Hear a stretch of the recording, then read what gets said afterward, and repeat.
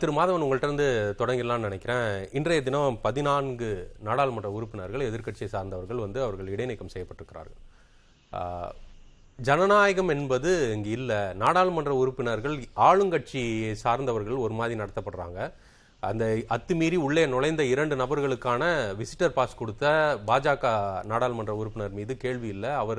அவர் நாடாளுமன்றத்துக்குள்ளே இருக்கிறாரு. அந்த போராட்டம் செய்து இது மாதிரி ஒரு நியாயத்தை கேட்ட நாங்கள்லாம் இப்போ வெளியே இருக்கிறோம்னு சொல்லி நாடாளுமன்ற எதிர்க்கட்சியினர் தெரிவிக்கிறாங்க.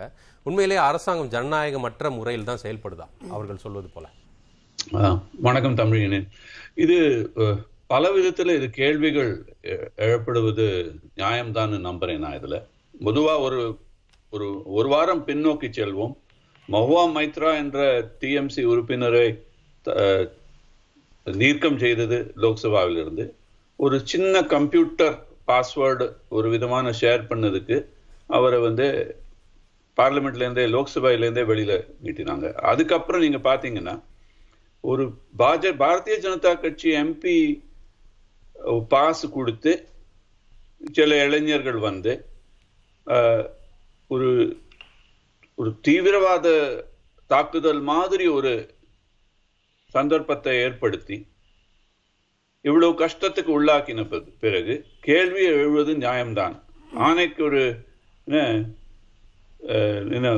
ஒவ்வொருத்தருக்கு தனித்தனி நியாயம் இருக்கக்கூடாதுன்னு ஒரு சித்தாந்தம் இருந்தது, கொள்கை இருந்ததுன்னா இது ரெண்டே நம்ம ஒரே கண்ணோட்டத்துல தான் பார்க்கணும்.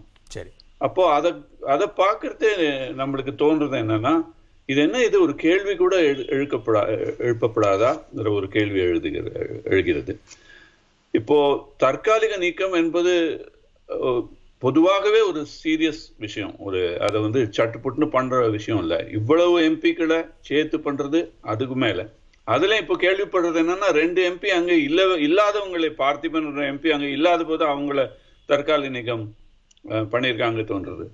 இதுல என்ன தோன்றதுன்னா, இடைநீக்கம் அதை எப்படி பார்த்தாலும் இது ஒரு விதமான அந்த காலத்துல சோழ காலத்து கதைகள்லாம் வரும். யார் அங்கே சிரச்சேதம் செய்துங்கிற மாதிரி ஒரு ஜனநாயக முறையற்ற முறையில தான் ஜனநாயகற்ற முறையில செயல்படுதுன்னு சொல்றீங்க. நீங்க டெல்லியில பத்திரிகையாளரா நீண்ட காலம் இருந்திருக்கிறீங்க.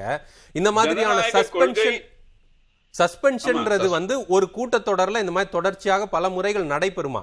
இந்த மாதிரி இதற்கான பிரசிடென்ட்ஸ் இருக்குதா? முன்னுதாரணங்கள் அபூர்வங்க.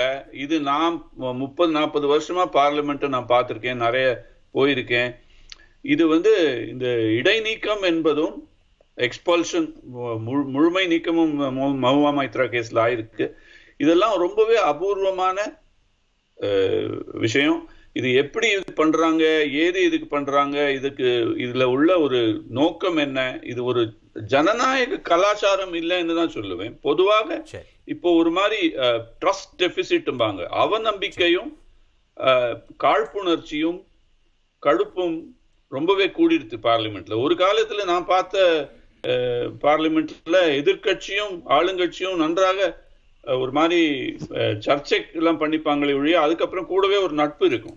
2 வக்கீல்கள் கோர்ட்டுக்கு முன்னு வாதாடிட்டு அதுக்கப்புறம் ஒரு நட்பா இருக்கிற மாதிரி ஒரு கொள்கை ரீதியில நல்ல அடிப்படை தத்துவங்கள், ஒரு ஃபேக்ட்ஸ், ஃபிகர்ஸ் அதெல்லாம் வச்சுதான் பண்ணுவாங்க. இப்போ ஒரு விதமான அவநம்பிக்கை கலாச்சாரம் நிலவுகிறது என்று நான் நம்புகிறேன். ஜெயலலிதா நடந்தது அதுக்கு ஒரு எடுத்துக்காட்டா தான் இருக்கு. கோலோச்சிய காலத்துல அங்க டெல்லி அரசியலை பாருங்க. அங்க எதிர்கட்சியினரும் ஆளுங்கட்சியினரும் எப்படி பரஸ்பர உறவு முறையோடு அவர்கள் செயல்படுறாங்கன்ற ஒரு விஷயங்கள் இங்க தமிழ்நாட்டில் பேசப்பட்ட சூழ்நிலை. ஆனா இங்கு இப்ப தலைகீழாக மாறி இருக்குன்னு சொல்றீங்க. ஒரு நம்பிக்கை சொல்றீங்க. ஒரு காலத்துல சட்டையை கிழிக்கிறது, மைக்க உடைக்கிறது எல்லாம் சட்டசபையை நாங்க டெல்லியில உட்காந்து ஒரு காலத்துல கேலி பண்ணுவோம். இது உண்மை. நான் தமிழ்காரன் ஆனாலும் டெல்லிக்காரங்கிறதுனால சொல்றேன்.